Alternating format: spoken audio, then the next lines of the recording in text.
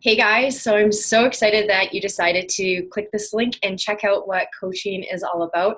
So, one of the commonly asked questions I get is why I started coaching. So, I want to share with you guys in this video kind of my recommitment to coaching because I initially started and it did so many wonderful things for me in my life. And now I'm recommitting to coaching again. So, I want to share with you why I started coaching, and everybody has a story, very unique story, and it inspires me when I hear other coaches talking about why they started. And I hope that it gives you food for thought after watching this video about how you could inspire so many people. So I'm going to dive right into my story, and I thank you guys in advance for taking the time to watch this video. So just to give you a background about myself, when I first where I was before I started coaching and how it led up to me making the decision to coach. So growing up, I was that active person. I was in a lot of sports. I always had that perfectionist mentality, and it's something that I constantly work on to try to get rid of because there's no such thing as perfect. But growing up, I always had to be the best at everything.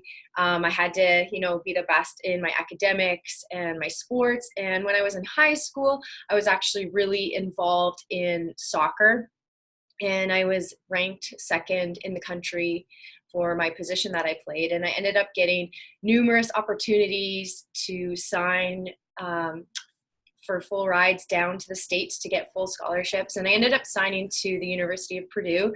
And my journey was to go down to Purdue and to play on the U19 Women's World Cup team.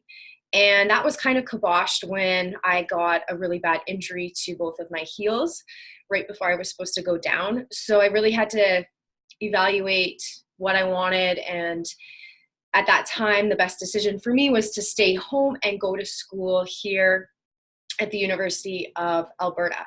So that is what I decided to do. When I took that step, anybody who is involved in teams for years knows how connected you feel to people, and you have that sense of family. So when I stopped playing soccer and focused more on academics, I felt like a piece of me was missing because I no longer had that in my life and those people in my life. So I went through a little bit of a phase of a depression, actually pretty big, I would say, at the time, where I had to readjust and figure out who I was again. And 2 years into my journey at the University of Alberta, I was hit again with another kind of thing in life that I'm sure that you've gone through. I was diagnosed with ulcerative colitis, which is a chronic inflammatory illness. It's an illness of the large intestine. And I remember thinking, I was in denial for years about it, but when I was first diagnosed, I was like, I had that 100% victim mentality of like, why me? I don't understand. Like, I try my best at everything I do. Why would I be diagnosed with this disease? Because it's something that I have to live with every single day. And for those of you who are aware of like Crohn's and colitis, basically think of it as having road rash on the inside of your large intestine, in my case, because I have pancolitis. So that basically means that the ulcers cover my entire intestine and they're like open sores. So it's a very painful disease to have. And when it's active, you feel like you're dying every day because you're going to the bathroom, anywhere from 10 to 30 times a day, bleeding, and it's hard to eat food. It's hard to absorb nutrients. It's just hard to get through your day managing the pain. So it makes every other aspect of your life challenging. At the time as well, when I was first diagnosed, I was engaged and I got married in 2011. And I was very young when I got married, didn't know myself. And I ended up in an abusive marriage for years. It was physically, emotionally, mentally abusive. My ex had an addiction to alcohol and drugs. So I was constantly trying to manage that and deal with that, and on top of my health and what I was going to do with my life. So I remember feeling that like this chaos became my normal that I lived in, and I didn't know how to manage it. I felt like I was constantly suffocating, just being in a toxic relationship. The stress of it led me to binge eat. And for those of you who know, when you have like an inflammatory bowel disease, food can be your medicine. And even if you eat healthy, you might not feel the effects of it. You might feel like crap. So I would go through vicious cycles where I would binge eat crap, junk food, and I would constantly fluctuate. And I was stuck in this cycle, and I didn't know how to get out of it because I had no self-confidence in myself. I was with somebody who had to, you know, tear me down and tell me that I couldn't do things in order to bring him up. And at the time I couldn't recognize that. I just was 100% in that victim mentality, and I had no self-confidence. And he worked, so he made all the money, and he made really good money. So I didn't contribute in any way. So I felt like kind of a failure because I was living with this chronic illness, trying to manage his addictions and trying to get myself out of this hole. And I remember looking in the mirror on a daily basis, and I didn't love myself. I looked in the mirror, and I remember thinking, I don't even recognize myself physically. I don't even know who Brittany is. And I still didn't know how to get to work through that or take those steps to work through that. I would fluctuate in weight so much. The first time I was on prednisone, which is a steroid drug, which I'm currently on to help manage my colitis, I was not active at the time. So I put on a ton of weight. I was, 30 pounds in 1 month. My face bloated out. I bloated out. I remember trying to put a pair of jeans on and can't get it past my butt. And I felt awful about myself. And I would go through phases where I would put on weight, and then I'd also fluctuate and be on the other end of the spectrum. And I would be, just over 100 pounds. My cheeks were sunken in. My skin was yellow. My blood work was really low. I was severely anemic, on the risk of organ failure. I couldn't eat anything. I was weak. I was constantly tired. I had just no strength in me. And I just, it was just so challenging to deal with. So my rock bottom was when I was admitted into the hospital. I basically, it was a surprise. I woke up from a nap one afternoon, and because for those of you who know, when you're flaring with your colitis, you don't get much sleep during the night because you're up in the bathroom just, doing your thing and trying to get through the night. So sometimes you're so exhausted that you have to try to catch in an hour or two so that you can function and get through your day. So when I woke up from that nap, I looked down, and my left leg was 3 times the size almost of my other leg. And I remember thinking, like, holy shit, like, I don't know what's going on right now. And my leg started to develop this blue tinge to it. And I remember thinking, like, I couldn't even move it. It was like in this enormous amount of pain. And I remember thinking that I'm going to lose my leg. I'm not going to have a leg like this. I need to go to the hospital. So I went to the hospital. I was admitted right away, and they did a whole bunch of tests and figured out that I had a deep vein thrombosis, which is a major blood clot in my left leg. But it not only was in my leg, it had broken off, and it traveled up into my right lung and broke into 2 pieces. So I had 2 pulmonary embolisms. And I remember sitting in the hospital bed on my own. Or actually, I think my dad was with me. Thank God for my dad, because my ex was nowhere to be found, basically just dropped me off and left. And I remember just having that feeling of such helplessness. Like I couldn't do anything. And I was so frustrated, but I had to let it go and give it to God, because I didn't know what was going to happen. And the point when the priest came in, I had a priest come in and give me a sacrament of the sick, because they didn't know if I was going to survive whatever I was going through. And that was one moment. And the second moment was when I had a team of doctors come in and basically said that there's no medical explanation as to why you're alive. your levels are through the roof. You should be dead right now. And I remember lying there so helpless, thinking that I'm alive for a reason. And whether it was God or the universe, it was trying to send me a strong, strong message. And that was my rock bottom in my life, where I knew that I had to do something that I felt in control of my life to get my life back on track and to find myself again and make some major shifts that I needed to make.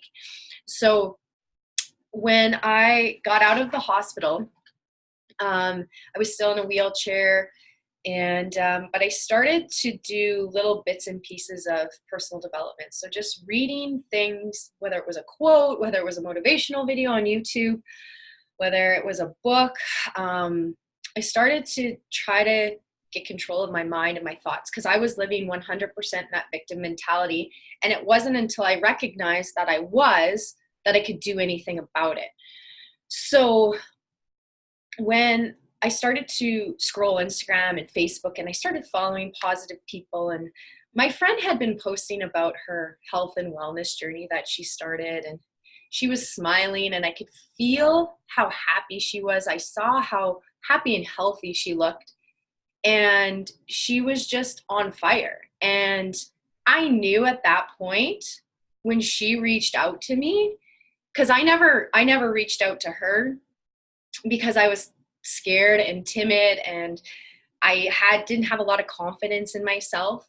So if it wasn't for her reaching out to me, asking if I wanted to join this because she thought I would be really good at it, I don't know where I would be in my life. I don't even know if I would make the changes I did, because Beachbody literally saved my life in that way. So when she asked me to coach, I knew immediately in my heart, it was like, yeah, I'm going to do it. I have zero clue what I'm going to be doing, but I'm going to jump into it because I need to feel the way you're feeling, and I need to take control of something in my life. And I need to start with me, because I wasn't putting me first. I need to put myself first so that I can start to find myself again and start making those necessary changes. So when I started coaching, one of the biggest things that I noticed right away that I grasped onto was the network of positive people that I was surrounded with. I fell in love with it because I didn't have those positive people in real life. In my day-to-day life, I was surrounded by negativity. And when I was opened up to this community, I instantly fell in love with it, because they were real. They were sharing their stories. They were sharing their struggles. They were sharing their wins. And I'm like, wow, this is exactly where I need to be so I can make those steps to get out of this shitty situation. And I can't, I can't tell you, I fell in love with the community, the network of people. I fell in love with the at-home fitness programs. And I'm telling you guys, when I first started, I had zero coaching. I had zero muscle, zero strength, zero stamina, was still dealing with the after effects of 2 blood clots in my lungs and my leg. And a lot of the times when you sign up to be a coach, you have this perfectionist. You want to be a perfect coach. And I'm telling you, it's like the complete opposite, because when you're real and you're genuine and you share your struggles and your successes, you make those true connections and empowering connections with people. So I had to let go when I first started coaching that I'm like, yeah, I'm not perfect. And when you start coaching, you think it's all about fitness, and it's in the bigger picture, that's one piece of it, but it's more about empowerment and getting you back and really growing up to your potential. Because I feel like as a coach, even me recommitting to my coaching journey, I am learning so much about myself every day and growing. And when I wake up in the morning, I'm excited and I'm motivated to help people and to be better. So I fell in love with the community, the products, and the workout programs. And all those 3 things combined, I was immediately addicted. So when I coached, I took about a year and a half. I took a step back because I was going through major changes with my life. But Beachbody, when I initially started coaching Beachbody, gave me that confidence to leave that abusive relationship that if I would have stayed in, it would have killed me with the stress and anxiety compounded over my health issues. I just know that in my heart that I wouldn't be here today if it wasn't for that. So it gave me the strength and the confidence to leave and start my life from scratch.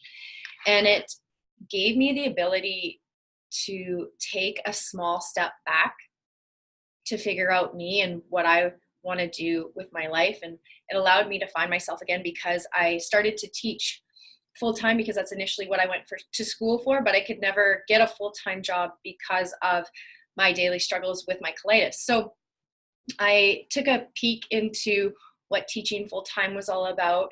And I had to give myself that grace period because I was dealing with health issues when I was teaching full-time. So it gave me that ability to take a step back, but still stay connected. And now with me recommitting, my vision of why I'm doing it and what's pushing me is 100% stronger. So those experiences actually gave me that insightful piece that I needed to come back to coaching and be like, this is what I want to do. I love coaching. So part of doing coaching is doing little bits and pieces of personal development, because ultimately you work on yourself and you don't think that there's nothing wrong with you, but there's always room to grow. So I love just reading quotes and reading personal development books, listening to podcasts, doing 10 or 15 minutes a day that really makes an impact in my life. So doing that over the years, when I was coaching for 2.5 years, I started to really grasp who I was, and it attracted my boyfriend in my life. And I don't know what I would do without him. He's my rock, but I know if I didn't start this journey, I would have never have met him, because I would have never attracted someone so amazing into my life. And it also gave me the relationships that I have with all of the women that I've met and the friends that I've met online. So I'm really, truly grateful for something like that. So when it came down to it, Beachbody was my escape. It's something that kept me grounded, and it allowed me to take control of the one thing that I needed to take control of, because I felt like everything was spiraling out of control in my life. And with me jumping back into coaching, I'm making that recommitment to walk the walk and to share my struggles with everybody, and to show you that